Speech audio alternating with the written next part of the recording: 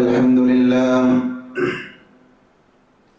الحمد لله رب العالمين نحمده ونستعينه ونستغفره ونعوذ بالله من شرور أنفسنا ومن سيئات أعمالنا من يهده الله فلا مضل له ومن يضلل فلا هادي له أشهد أن لا إله إلا الله وحده لا شريك له وأشهد أن محمدا عبده ورسوله اللهم صل على محمد وعلى آل محمد كما صليت على إبراهيم وعلى آل إبراهيم إنك حميد مجيد اللهم بارك على محمد وعلى آل محمد كما باركت على إبراهيم وعلى آل إبراهيم إنك حميد مجيد أما بعد فإن خير الحديث كتاب الله وخير الهدي هدي محمد صلى الله عليه وسلم وشر الأمور محدثاتها وكل محدثة بدعة وكل بدعة ضلالة وكل ضلالة في النار أعوذ بالله من الشيطان الرجيم يا أيها الذين آمنوا اتقوا الله حق تقاته ولا تموتن إلا وأنتم مسلمون أعوذ بالله من الشيطان الرجيم ولا تهنوا ولا تحزنوا وأنتم الأعلون إن كنتم مؤمنين. പരിശുദ്ധമായ അള്ളാഹുവിൻ്റെ ഭവനത്തിൽ ഒരുമിച്ച് ചേർന്ന സഹോദരങ്ങളെ സഹോദരികളെ, സർവ്വലോക രക്ഷിതാവായ അള്ളാഹുവിനെ സൂക്ഷിക്കണേ എന്ന് സംസാരിക്കുന്ന എന്നോടും കേൾക്കുന്ന നിങ്ങളോടും വളരെയധികം സ്നേഹത്തോടുകൂടെ ഓർമ്മപ്പെടുത്തുകയാണ്, ഉപദേശിക്കുകയാണ്. മനുഷ്യരായ നമ്മുടെ ജീവിതത്തിൽ മാറ്റം സാധ്യമാണ്, എനിക്ക് മാറാൻ കഴിയും എന്ന് നമ്മെ പഠിപ്പിച്ചാണ് പരിശുദ്ധമായ റമദാൻ നമ്മളിൽ നിന്ന് വിട പറഞ്ഞത്. റമദാനിൻ്റെ മുൻപ് ഹറാമുകൾ കാണുകയും കേൾക്കുകയും ഹറാമായ പല കാര്യങ്ങളും ജീവിതത്തിൽ കൊണ്ടു നടക്കുകയും ചെയ്ത ആളുകൾ ഹറാമുകളോട് പൂർണ്ണമായി അകന്നു നിന്ന, ജീവിതത്തിൽ നിന്ന് അകറ്റിയ ഒരു പവിത്രമായ മാസമാണ് നമ്മൾ ഇന്ന് വിട പറഞ്ഞത്. റമദാനിൻ്റെ പകലുകളിൽ അള്ളാഹുവിൻ്റെ കൽപ്പനയുണ്ടായതുകൊണ്ട് മാത്രം, റബ്ബ് പറഞ്ഞു എന്ന ആ ഒരു നിബന്ധനയുണ്ടായതുകൊണ്ട് അല്ലാഹു സുബ്ഹാനഹു വ തആല സാധാരണ ജീവിതത്തിൽ അനുവദിച്ചു തന്ന പലതും വേണ്ട എന്ന് വെച്ചവരാണ് നമ്മൾ. റബ്ബിൻ്റെ കൽപ്പനയുണ്ടായതുകൊണ്ട് വിശക്കുന്നുണ്ട് എന്ന് വയറ് പലതവണ നമ്മൾ ഓർമ്മയാക്കിയിട്ടും, നമ്മുടെ വീട്ടിലെ ഫ്രിഡ്ജിൽ, നമ്മുടെ വീട്ടിലെ അടുക്കളയിൽ വിഭവസമൃദ്ധമായ സദ്യയുണ്ടായിട്ടും ഭക്ഷണമുണ്ടായിട്ടും ഭക്ഷണം കഴിക്കാനുള്ള സമ്പത്ത് നമ്മുടെ പോക്കറ്റിലുണ്ടായിട്ടും റമദാനിൻ്റെ പകലുകളിൽ നമ്മൾ ആരും ഭക്ഷണം കഴിക്കാതിരുന്നത് അള്ളാഹുവിൻ്റെ കൽപ്പനയൊന്നുകൊണ്ട് മാത്രമാണ്. നമ്മുടെ ഭാര്യ, നമ്മുടെ ഭർത്താവ് നമുക്ക് അനുവദനീയമാണ്.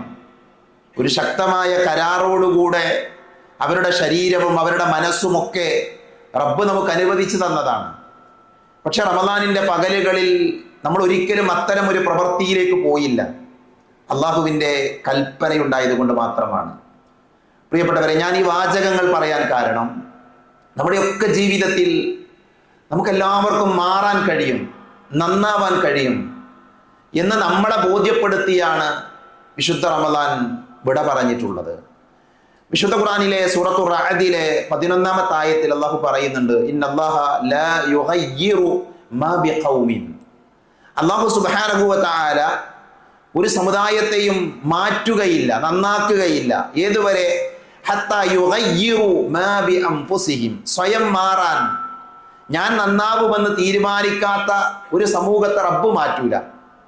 എന്നാൽ സ്വയം മാറണം, സ്വയം നന്നാകണം എന്ന് ആഗ്രഹിക്കുന്ന മനസ്സുള്ള ആളുകൾക്ക് മാറാൻ സാധിക്കും.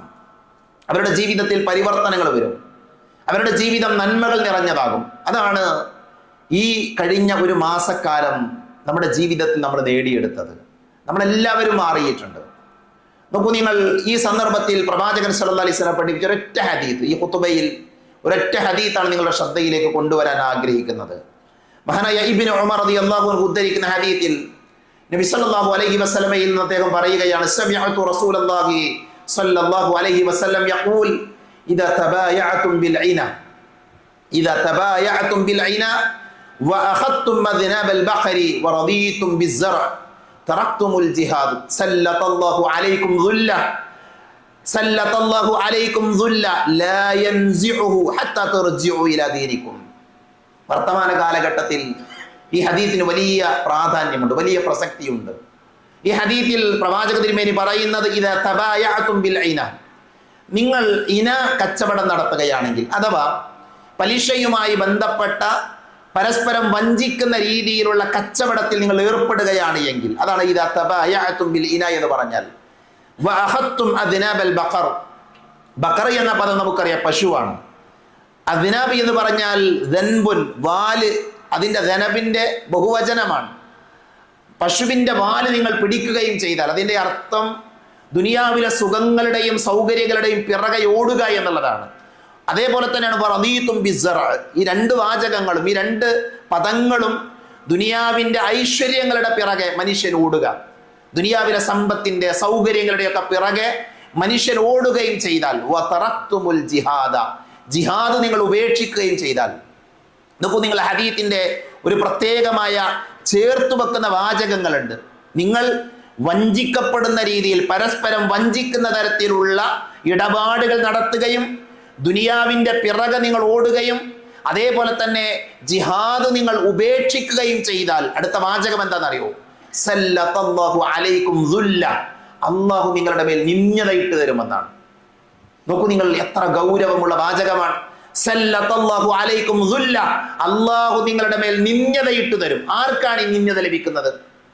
ഈ വർത്തമാന സാഹചര്യത്തിൽ, പ്രത്യേകിച്ച് ഈദ് ആഘോഷിച്ച് റമദാനിനെ യാത്രയയച്ച ഈ സന്ദർഭത്തിൽ നമ്മൾ ഗൗരവത്തിൽ കാണേണ്ട ഹദീത്താണത്. സല്ലല്ലാഹു അലൈക്കും ദുല്ല, അള്ളാഹു അവരുടെ മേൽ നിന്യതയിട്ട് കൊടുക്കുമെന്നാണ്. ആർക്കാണ് സഹോദരങ്ങളെ? ഒന്ന്, വഞ്ചിക്കുന്ന രീതിയിലുള്ള കച്ചവടങ്ങൾ നടത്തുന്ന ആളുകൾ, മനുഷ്യരെ പരസ്പരം വഞ്ചിക്കുന്ന ആളുകൾ. അതേപോലെ തന്നെ കൃഷിയുടെയും പശുവിൻ്റെയും ഒക്കെ കച്ചവടത്തിൻ്റെയും ഒക്കെ പിറകിലോടി ദുനിയാവിലെ സുഖങ്ങൾക്ക് വേണ്ടി, സൗകര്യങ്ങൾക്ക് വേണ്ടി എല്ലാം മറന്ന് പരിശ്രമിക്കുന്ന അവസ്ഥയുണ്ടായാൽ, വതറക്തുമുൽ ജിഹാദ, ഈ പദത്തെ വിശദീകരിക്കുകയാണ് എങ്കിൽ ജിഹാദി എന്ന് പറയുമ്പോൾ പലപ്പോഴും നമ്മുടെ മനസ്സിലേക്ക് ആയുധങ്ങളാണ് വരിക, യുദ്ധമാണ് വരുന്നത്. യഥാർത്ഥത്തിൽ ഈ ഹദീത്തിനെ വിശദീകരിക്കുന്ന പണ്ഡിതന്മാർ പറയുന്നത്, ജിഹാദിന്റെ ഒരു സാഹചര്യം ആവശ്യപ്പെട്ടാൽ, യുദ്ധത്തിന് പോകേണ്ട ഒരു സാഹചര്യം വന്നാൽ അവിടെ ജിഹാദ് ഉപേക്ഷിച്ചാൽ ഈ ഹദീത്തിന്റെ പരിധിയിൽ വരും. എന്നാൽ ഇവിടെ നമ്മളെ സംബന്ധിച്ചിടത്തോളം ജിഹാദ് ഉപേക്ഷിക്കുക എന്ന് പറഞ്ഞാൽ കേവലം യുദ്ധം മാത്രമല്ല, മറിച്ച് നമ്മുടെ ജീവിതത്തിൽ നന്മ കൽപ്പിക്കുന്നത് ഒഴിവാക്കുക, തിന്മ വിരോധിക്കുന്ന ഒഴിവാക്കുക. ഇതൊരു ജിഹാദാണ്. നന്മ കൽപ്പിക്കുക എന്നുള്ളത്, തിന്മ വിരോധിക്കുക എന്നുള്ളത് പരിശുദ്ധ ഇസ്ലാം പഠിപ്പിച്ച ജിഹാദാണ്. നോക്കൂ, നിങ്ങൾ ആ ജിഹാദിനെ നമ്മുടെ ജീവിതത്തിൽ നമ്മൾ മാറ്റി വെച്ചാൽ, ഉദാഹരണത്തിന് നമ്മുടെ വീട്ടിൽ ഒരു വിവാഹം വരികയാണ്. ആ വിവാഹരംഗത്ത് നമ്മുടെ വീട്ടിൽ നടക്കുന്ന ഒരുപാട് തോന്നിവാസങ്ങളുണ്ട്. അവിടെ നമ്മൾ മിണ്ടാതിരുന്നാൽ, അവിടെ നമ്മൾ മൗനം അവലംബിച്ചാൽ നമ്മൾ ജിഹാദിനെ ഉപേക്ഷിച്ച ആളുകളാണ്. അപ്പൊ തിന്മകൾക്കെതിരെ ശബ്ദമുയർത്താതിരിക്കുകയും ചെയ്താൽ അള്ളാഹു നമ്മുടെ മേൽ നിന്യതയിട്ട് തരുമെന്നാണ് മഹാനായ റസൂലുള്ളാഹി സ്വല്ലല്ലാഹു അലൈഹി വസല്ലമ നമ്മളെ പഠിപ്പിക്കുന്നത്. എന്നിട്ട് പ്രവാചകൻ പറഞ്ഞു, സല്ലല്ലാഹു അലൈക്കും ദുല്ല, അള്ളാഹു നിങ്ങളുടെ മേൽ നിന്യതയിട്ട് തരും. ആ നിന്യത എപ്പോഴാ നീങ്ങാന്നറിയോ? ലാ യൻസിഉഹു, ആ നിന്യത നീങ്ങുകയില്ല, അത് നിങ്ങളിൽ തന്നെ ഉണ്ടാകും. ഏതുവരെ? ഹത്താ തർജിഉ ഇലാ ദീനിക്കും, നിങ്ങൾ നിങ്ങളുടെ ദീനിലേക്ക് മടങ്ങുന്നത് വരെ, ദീനിന്റെ നിയമങ്ങൾ പാലിക്കുന്നത് വരെ ആ നിന്യത നിങ്ങളുടെ മേലുണ്ടാകും. സഹോദരങ്ങളെ, ഈ ഹദീസ് നമ്മളെ ഭയപ്പെടുത്തേണ്ടതും അതോടൊപ്പം തന്നെ പ്രതീക്ഷ നൽകുന്നതുമായ ഒരു ഹദീത്താണ്. രണ്ട് കാര്യങ്ങളും ഇവിടെയുണ്ട്. ഒന്ന്, റബ്ബിന്റെ നിന്യത നമ്മുടെ മേൽ വന്ന് വീഴുമോ എന്ന് ഞാനും നിങ്ങളും ഭയപ്പെടണം. റബ്ബിന്റെ നിന്യത വീഴാതിരിക്കാനുള്ള പരിഹാരം എന്താണ്? ദീനിലേക്ക് മടങ്ങുക എന്നുള്ളതാണ്, ദീനിന്റെ നിയമങ്ങൾ പാലിക്കുക എന്നുള്ളതാണ്. സഹോദരങ്ങളെ, അവർക്കാണ് ഇസ്സത്തുള്ള ആളുകൾ, അവരാണ് ഇസ്സത്തുള്ള മനുഷ്യന്മാര്. അള്ളാഹുവിന്റെ ദീനിലേക്ക് മടങ്ങിയ ആളുകൾക്ക് അവർ ഇസ്സത്തുള്ള ആളുകളാണ്. അള്ളാഹു പറഞ്ഞില്ലേ, കുൻതും ഖൈറ ഉമ്മ, സ്വഹാബികളെ ചൂണ്ടിയാണ് പറഞ്ഞത്. കുൻതും ഖൈറ ഉമ്മ, നെറികെട്ട ഒരു വൃത്തികെട്ട സമൂഹമായിരുന്നു ജാഹിലിയ കാലഘട്ടത്തിലെ മനുഷ്യന്മാർ. എല്ലാ തിന്മകളും ഉണ്ടായിരുന്ന ആളുകൾ അവര് ദീനിലേക്ക് വന്നു, അവര് ദീനനുസരിച്ച് ജീവിക്കാൻ തുടങ്ങി. അവരാരായി മാറി? കുൻതും ഖൈറ ഉമ്മ, നിങ്ങളാകുന്ന ഉത്തമ സമുദായമെന്ന് അള്ളാഹു അവരെ ചൂണ്ടി പറഞ്ഞു. എന്തുകൊണ്ടാണ് ആ സർട്ടിഫിക്കറ്റ് അവർക്ക് ലഭിച്ചത്? അവർ ദീനിലേക്ക് വന്നു എന്നുള്ളതാണ് കാരണം, അവർ ദീൻ ഉൾക്കൊണ്ടു എന്നുള്ളതാണ് കാരണം, അവർ ദീൻ അനുസരിച്ചുകൊണ്ട് ജീവിച്ചു എന്നുള്ളതാണ് കാരണം. അതേപോലെ തന്നെ അല്ലാഹു പറഞ്ഞു, വലാ തഹിനു വലാ തഹ്സനു വഅൻതുമുൽ അഅലൗന ഇൻ കുൻതും മുഅ്മിനീൻ, നിങ്ങൾ ഒരിക്കലും ദുഃഖിക്കേണ്ടതില്ല, അതേപോലെ തന്നെ പ്രയാസപ്പെടേണ്ടി വരികയില്ല.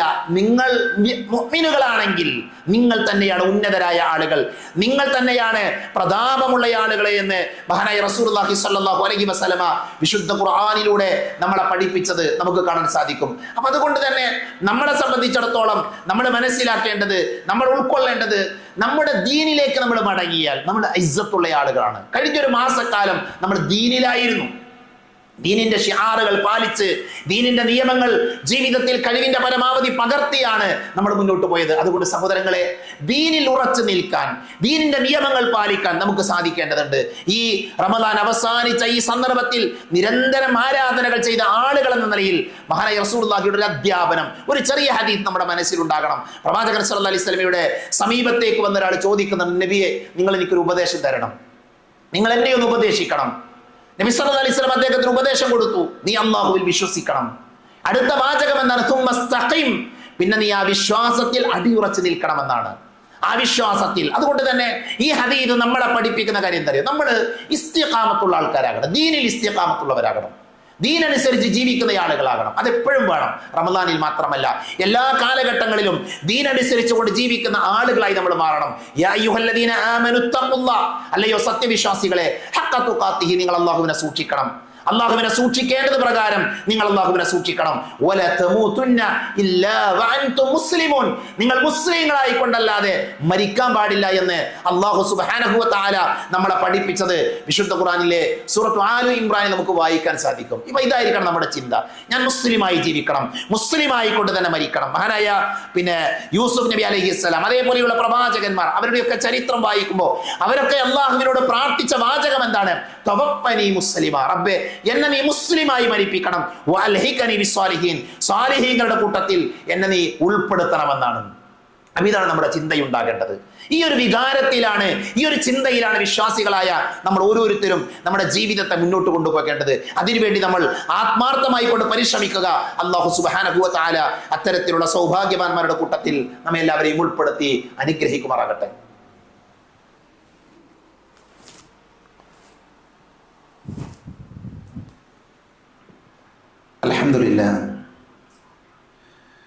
അൽഹംദുലില്ലാഹില്ലദീ അല്ലമ ബിൽ ഖലം അല്ലമൽ ഇൻസാന മാ ലം യഅലം വസ്സലാത്തു വസ്സലാമു അലാ അഷ്റഫുൽ മുർസലീൻ വഅലാ ആലിഹി വഅസ്ഹാബിഹി അജ്മഈൻ.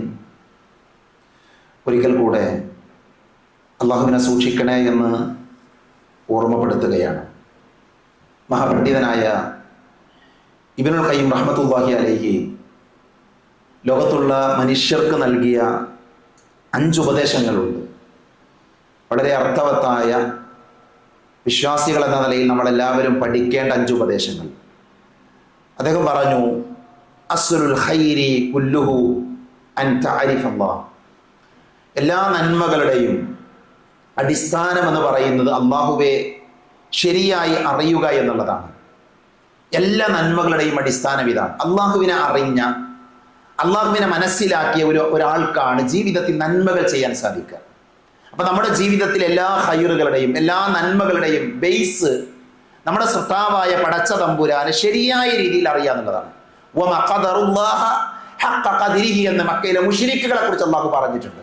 അവർ അള്ളാഹുവിനെ മനസ്സിലാക്കേണ്ടതുപോലെ മനസ്സിലാക്കിയിട്ടില്ല.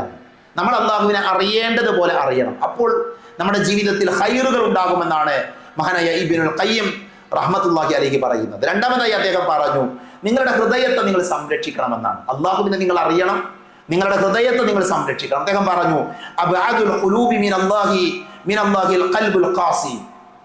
അദ്ദേഹം പറഞ്ഞ വാചകം, അള്ളാഹുവിൽ നിന്ന് ഏറ്റവും അകലെയുള്ള ഹൃദയം അത് കഠിനമായ ഹൃദയമാണ്. പടച്ചോനിൽ നിന്ന് അകലുന്ന മനസ്സിന്റെ പ്രത്യേകത, ആ ഹൃദയം അത് ഖൽബുൻ, കാഠിന്യമേറിയ ശിദ്ദത്തുള്ള ഹൃദയമായിരിക്കുന്നതാണ്. അതുകൊണ്ട് തന്നെ ഇത് നമ്മൾ ശ്രദ്ധിക്കേണ്ടത്, നമ്മുടെ ഹൃദയത്തെ നമ്മൾ സംരക്ഷിക്കണം. നമ്മുടെ ഹൃദയം അള്ളാഹു നമുക്ക് നൽകിയ ഒരു അനുഗ്രഹമാണ്. വളരെ പ്രവാചകൻ സല്ലല്ലാഹു അലൈഹി വസല്ലം പറഞ്ഞില്ല, നിങ്ങളുടെ ശരീരത്തിൽ ഒരു കഷ്ണമുണ്ട്, ആ കഷ്ണം നന്നായാൽ നിങ്ങളുടെ ശരീരം പൂർണ്ണമായി നന്നായി.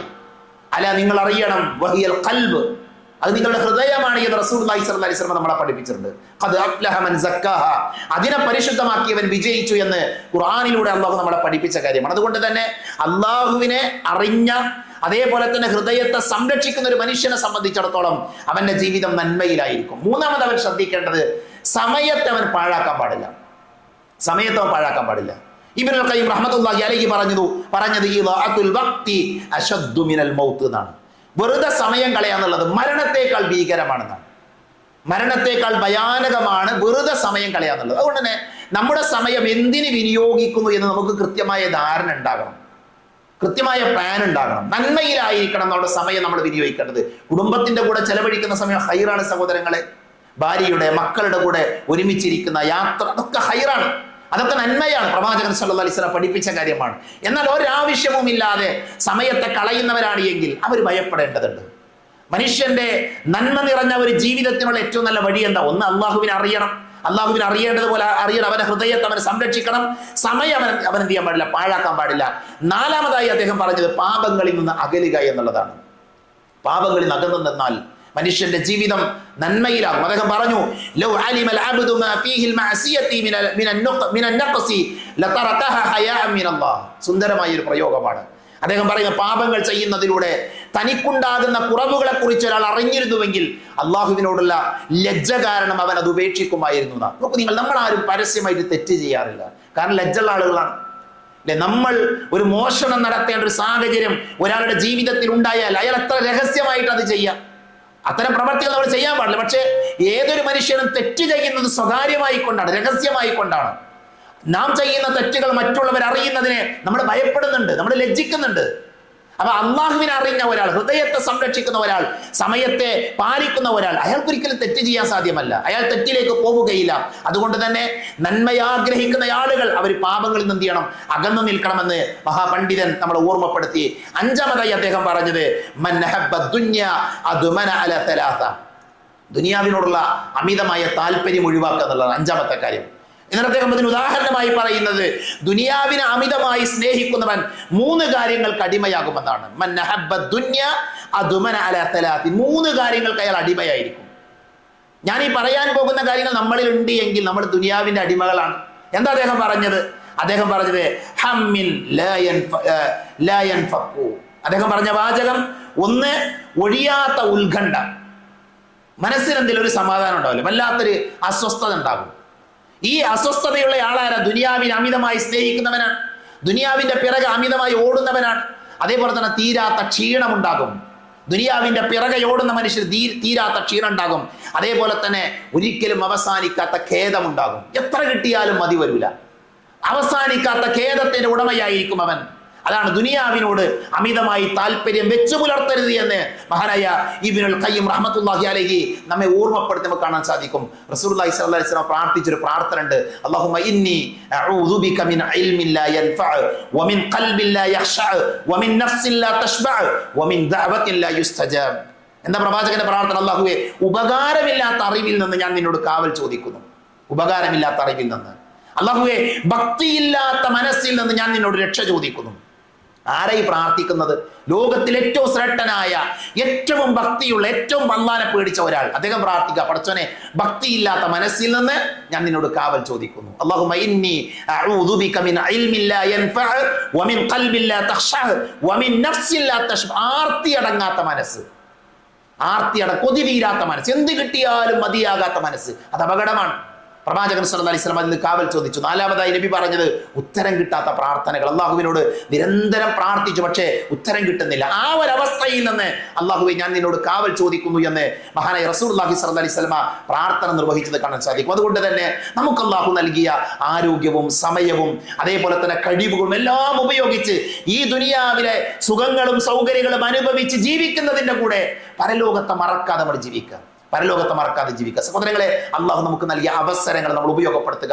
അള്ളാഹുമായി അടുക്കാൻ വേണ്ടി പരിശ്രമിക്കുക. ഏത് സമയവും ഈ ലോകത്ത് വിട പറയേണ്ടവരാണ് എന്ന ചിന്ത എപ്പോഴും നമ്മുടെ മനസ്സിലുണ്ടാകണം. അള്ളാഹു സുബ്ഹാനഹു വ തആല അവന്റെ വിശുദ്ധ ഖുർആൻ മുറുകെ പിടിച്ച് പ്രവാചകൻ സല്ലല്ലാഹു അലൈഹി വസല്ലമയുടെ ചര്യ ഉൾക്കൊണ്ടുകൊണ്ട് ജീവിതത്തെ ക്രമീകരിക്കുന്ന നല്ല വിശ്വാസികളുടെ കൂട്ടത്തിൽ നമ്മളെ എല്ലാവരെയും ഉൾപ്പെടുത്തി അനുഗ്രഹിക്കുമാറാകട്ടെ. അറിഞ്ഞുമറിയാതെയും നമ്മുടെ ജീവിതത്തിൽ സംഭവിച്ചു പോയ ചെറുതും വലുതുമായ എല്ലാ തെറ്റുകുറ്റങ്ങളും അള്ളാഹു പുറത്തു മാപ്പാക്കി തരുമാറാകട്ടെ. രോഗം കൊണ്ട് ബുദ്ധിമുട്ടുന്നവരുടെ അല്ലാഹു ശിഫ നൽകുമാറാകട്ടെ. മരണപ്പെട്ടു പോയവരുടെ അല്ലാഹു മഗ്ഫിറത്ത് നൽകുമാറാകട്ടെ. ഈ ആഘോഷത്തിന്റെ പെരുന്നാളിന്റെ സുദിനത്തിൽ ആഘോഷിക്കാൻ കഴിയാത്ത അനേകായിരം മനുഷ്യരുണ്ട്. അല്ലാഹു അവരുടെ പ്രയാസങ്ങളെല്ലാം ദൂരീകരിച്ചു കൊടുക്കുമാറാകട്ടെ. അല്ലാഹു മഗ്ഫിർ ലിൽ മുഅ്മിനീന വൽ മുഅ്മിനാത്ത് വൽ മുസ്ലിമീന വൽ മുസ്ലിമാത്ത് അൽ അഹ്യാ മിൻകും വൽ അംവാത്ത്. അല്ലാഹുമ്മ അജിർനാ മിനൻ നാർ. അല്ലാഹുമ്മ അജിർനാ മിനൻ നാർ.